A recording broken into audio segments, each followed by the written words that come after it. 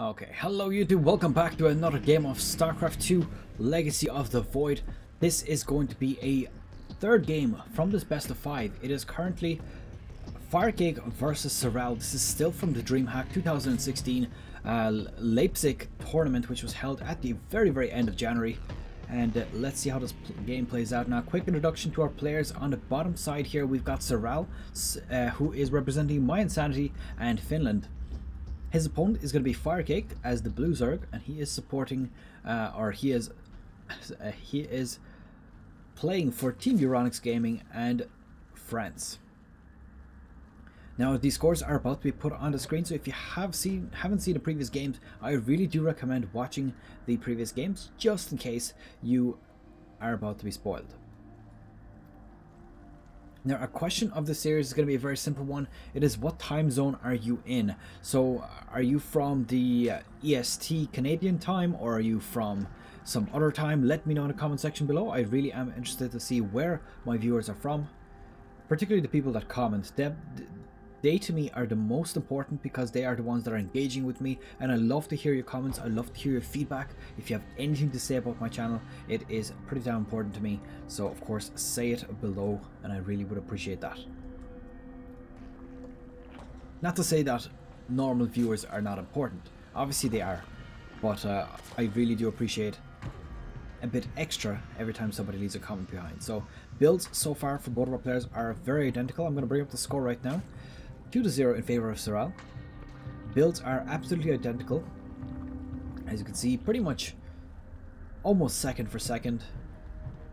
Looks like FireCake's drone is just a tad bit earlier, and that is probably because Serral is thinking of an expansion maybe.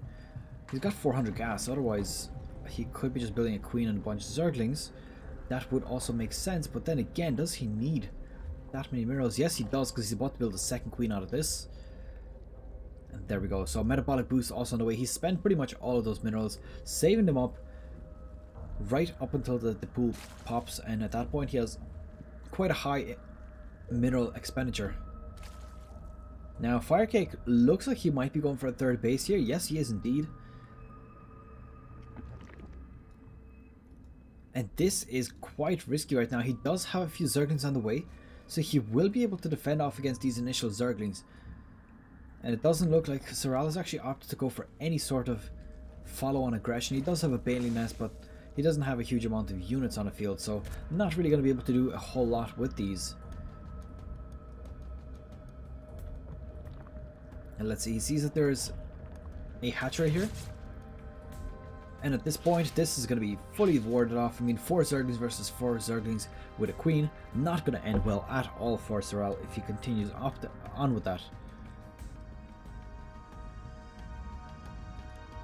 Third base is now on the way for Serral as well, so it is a bit behind, but based on the timings, it's not a huge amount, it's just a little bit.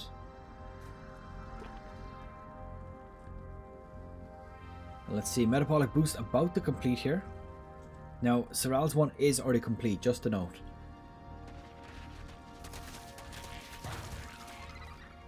But at this point, FireCake does have a few extra Zerglings, so he will be able to defend against this quite easy. And this Zergling is just essentially there to scout out. He is going to get probably taken out inside this mineral line, and Queen is going to be picking that off. And a counterattack going down. Now, let's have a quick look at what Serral has in store for us. Doesn't look like he's got anything, but he does have 12 Zerglings on the way, so going to potentially snipe off a few units here. Ooh, that was actually quite a nice Bailey. Managing to sneak off 3 Zerglings with that. Definitely a worthy expense. And just Zerglings so far, nothing else. We do have roaches on the way for FireCake, but that is pretty much it. Looks like a lair is the choice of tech for Serral, so going for quite an early lair. Just 4 minutes in. He's got himself 3 gases, so could potentially see Hydras again, and with Hydras we could potentially see Lurkers as well. And there we go, FireCake managed to hold us off quite handily. Does have a superior army lead as well. And the question is going to be, how much is he going to be able to do with these Zerglings? I think that probably not very much. But of course, that is yet to be seen. There is one Bailing just being a little bit menacing, and it's like, okay, you're not coming up here. This one Baneling gonna get picked off. Oh, does he manage to kill it? It's very close here. And no, he doesn't appear to have killed a whole lot there. Zergling versus Zerglings is all we've got at the moment. And FireCake building a bunch of Ravagers, or sorry, Roaches. So gonna potentially see a timing attack here. I mean, Serral does not have a Roach Warren yet. So if FireCake moves out with a bunch of Roaches, he could very well catch him off guard here and bring the series up to 1 against 2.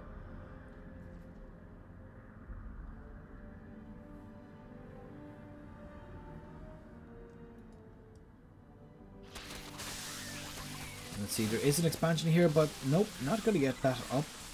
Did manage to snipe it off. Now he knows that there's Roaches here at this point. He has his Roach Warren almost complete himself, so this is pretty much the most crucial timing possible for our FireCake Zerg player. I was going to say Zerg player, but then I realized there's actually 2 of them here, so that wouldn't be very useful.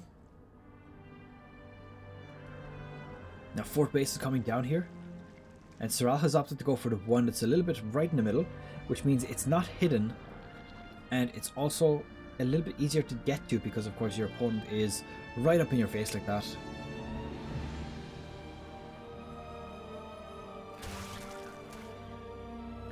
Zerglings in position here.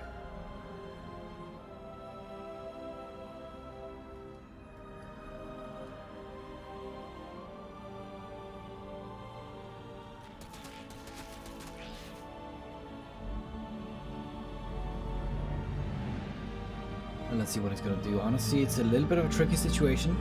Both players have very similar army supplies. There's a bunch of Roaches, a few Ravagers also up for Serral. So the question is going to be, who's going to engage first and who is going to win it? Because of course that is the most important thing. Now I think in the next series is where I'm going to reveal my test results. So the ones that I did. And they're a bit strange, the results that I got. So maybe I might even retest them on the stream or something like that. Just to see what I get.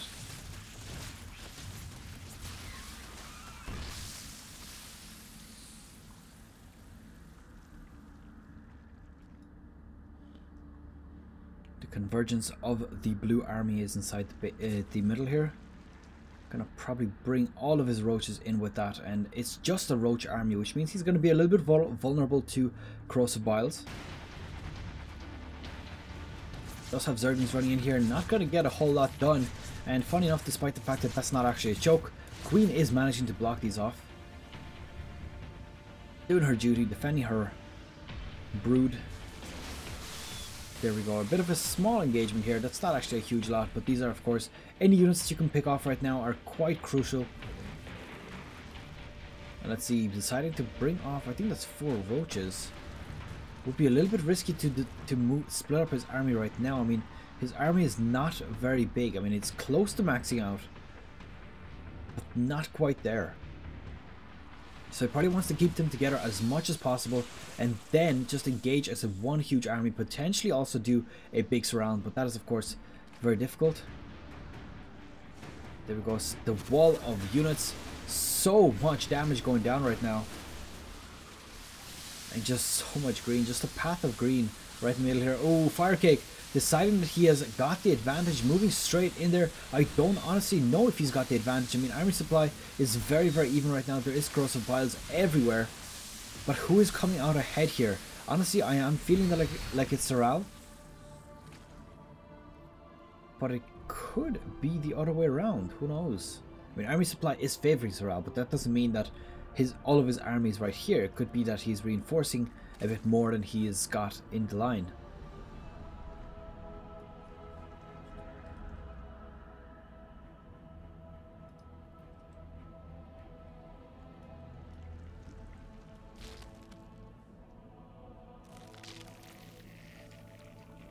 So let's see.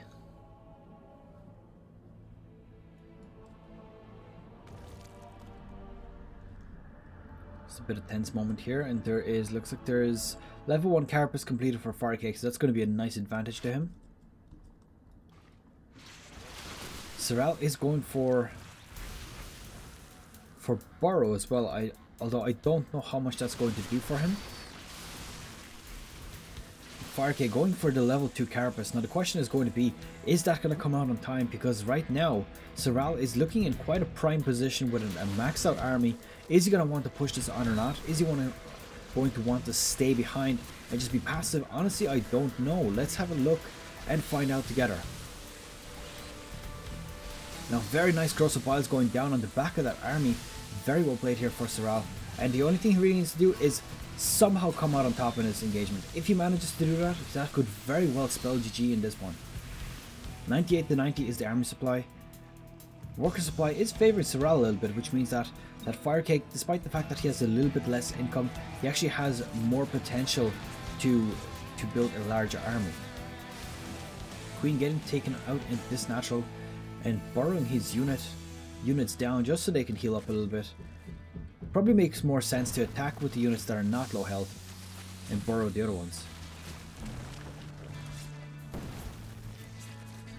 Now this is quite nice. He's actually contaminated the hatchery. The only problem with contaminating the hatchery is it doesn't do that much. I mean, you can still mine out of it. I think that I suppose maybe it stops what is it called, larva production, which I suppose is okay.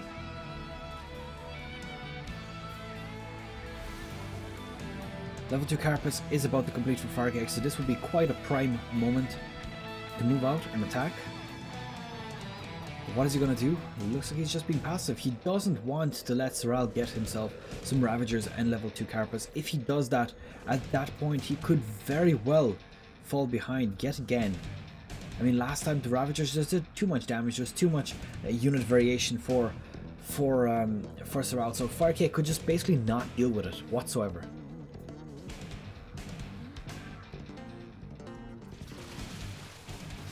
And there we go, just a few units being picked off here. Not a whole lot.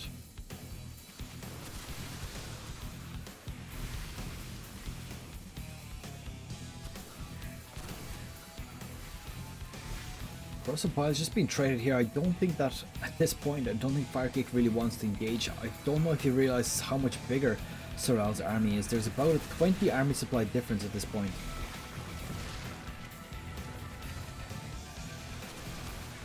And there was quite good control here from FireCake, deciding to take out an Overlord rather than attacking the enemy unit. So having just a bit of patience there, knowing that he does have the time to attack this.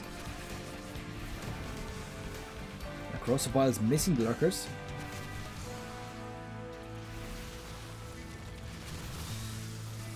And I think that Serral is just trading a little bit better now. He's getting all the hits, he's getting all the single kills, but FireCake is just consistently moving away whenever he's about to attack.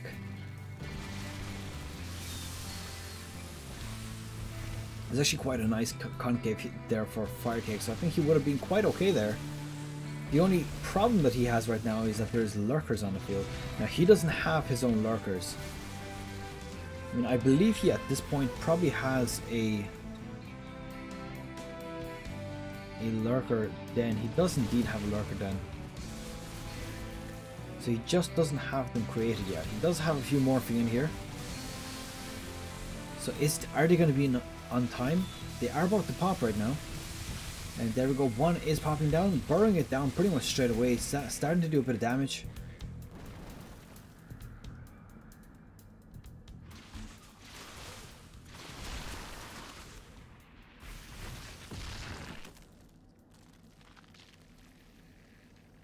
Let's see what he's going to do here. So there's just a little bit of time left here. It's 14 minutes into the game. It's quite late. At this point, I would really consider this the late game, despite the fact that none of our players actually have maxed out upgrades. I think at this point definitely should have those. It is quite important to get your upgrades. I mean, once you come past about 10 units, upgrades at that point are crucial. It's better than making a single attacking unit, because that's roughly how much one of your units will cost. Well, I suppose for Zerg, it's going to be 2 units. So if you get yourself an upgrade when you've got 20 to 30 units, it's definitely worth the trade.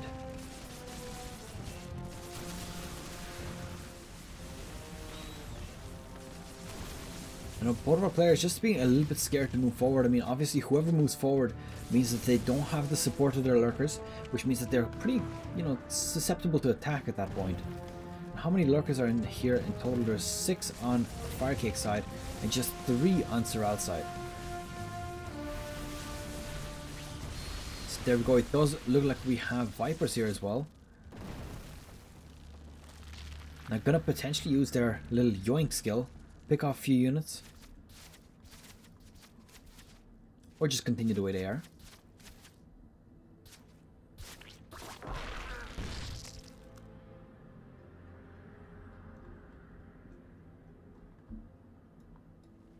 Let's see. So 5 bases versus 5 bases. This base is about to be fully saturated. Let's have a quick look at income actually. We've got a bit of a lead for Serral. It's probably because he already has his 5th base operating. Whereas FireCake is just about to start saturating it now.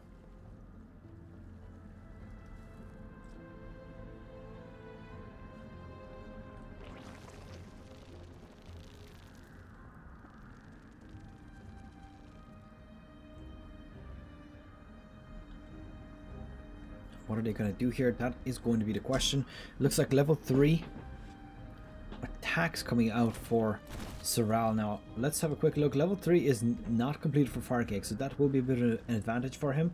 Nidus Canal has been put down in this corner. Now, just to note, that is not really anywhere that's very far up front, but of course he will be able to deny the base here. And ooh, look at this, the second one coming down straight inside the base, so could potentially deny the base here, maybe even this one, and then just move straight into the base right after that. Now he will be able to snipe this off, but the question is going to be able to save those roaches. Honestly, it's a little bit questionable. If he borrowed them and moved them down, he probably would. And there we go, the units streaming in here. What kind of damage is he going to do? I think that he would probably be best sniping off the Roach or Warren or Hydras then. That would probably be the most beneficial for him right now.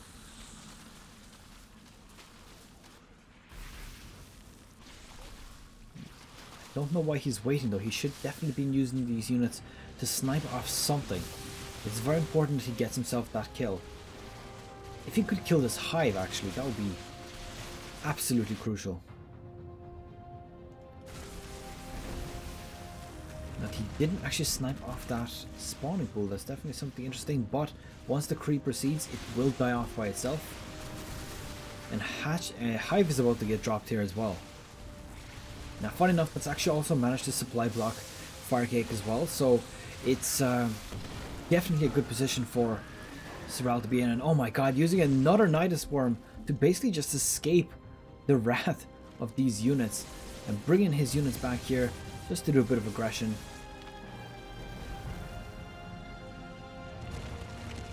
It looks like lurkers are in position to defend. He is getting a bit of detection for them. And I think that he is quite struggling right now at this point. I mean, there's 5 bases fully working in operation for Serral. He's reinforcing his units, but his opponent is very, very quickly going to get mined out. The only saving grace, I suppose, is the fact that he has got 2,200 minerals and just under 3,000 gas. Now level 3 Carapace is also on the way. It looks like he's getting tunneling claws as well. FireCake, that is. So let's see how this one is going to end. The big engagement we've all been waiting for could very well start in a few moments. The question is going to be who is going to attack first, because that of course is the most important thing. And let's see, Burrow's going down, getting a few puck shots off with the Ravagers. Oh, a nice yoink there, and starting to do a lot of damage with the Parasitic Bomb. Did drop a lot of those units quite low, and ooh, look at this. And the question is, whose Nidus Worm is that? It's actually FireCake's Nidus Worm. So popping that into Serral's base is going to pretty much rush all of his units back just to defend off against this. And the second one being put down right inside the main base also.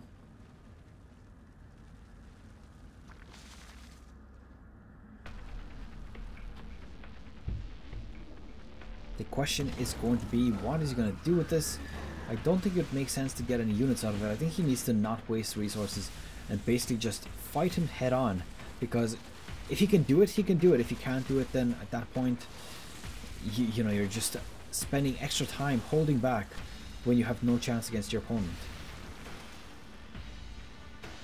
So FireCake being very passive. There's Night Swarms being put down pretty much everywhere right now, and I don't know, is that a really wise use of his minerals and gas? I mean, those things cost money. I believe it's 150, 150.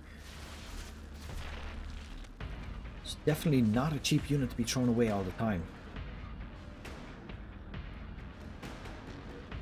Let's see if we can actually see that anywhere here. Question is, where is that Nidus Canal? There it is. Getting destroyed, but doesn't actually show how much it costs, which is a bit unfortunate. So let's see. Army supply is actually favoring FireCake, so he's got about a, what's that, 15 army supply difference, which of course is, it's not a huge amount, but it's definitely significant to have. Now, interestingly enough, we've got, wait, hold on, we've got chitinous plating and we've got an Ultras Cavern. Does that mean he's got 2 Ultras Cavern? That's a bit of a mistake. So Serral in a bit of a panic here, getting level 3 Carapace and also the chitinous plating. So he's definitely going to be able to get a few Ultras out once he clears up a bit of supply. He's currently actually fully maxed out, which means that of course he's not able to build anything else. So probably going to want to either sacrifice some drones or to sacrifice a few of his less valuable units. I think that the amount of Overseers he has is just a little bit overkill, so could probably swap a few of those.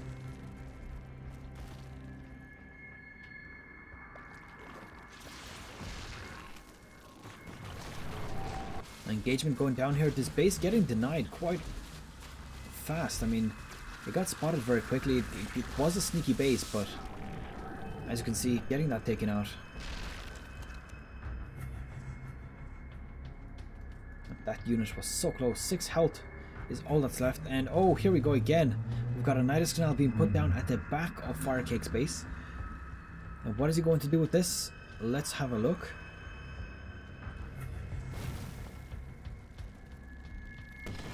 I think it's really important to see who actually finishes off the other opponent's harassment or denies bases. If either player manages to deny the opponent's bases, at that point he's got this game in the bag. He can just basically continuously throw units at his opponent and his opponent will not be able to do anything about it. It's a nice little roach attack.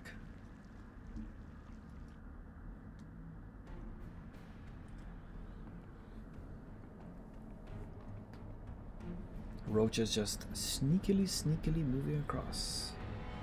Sneaky spider.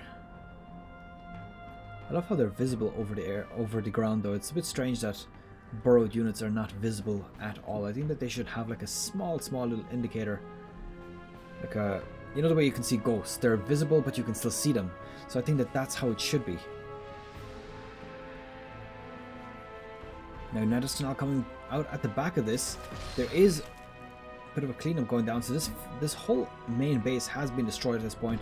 Natural has been destroyed, but he's got enough bases to pretty much reinforce all this. Oh my god, there's so nice spread here. He's got 2 bases that could be very easily shut down in a few moments.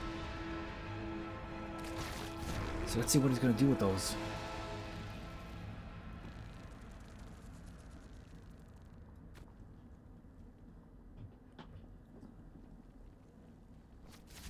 Oh, he has unburdened these units, starting to take out a few workers, so he's probably just waited to see if there's going to be a few workers, and then at that point deny the bases. Let's see, the 2 armies are just so close to each other right now, so it's really going to be... Oh, parasitic bombs being thrown down. Let's see the damage. And no, not a whole lot. He does manage to clean that out. Managing to deny another base, so this is exactly what I was talking about. Serral is doing so good with denying bases. Let's have a quick look at how many mining bases we've got.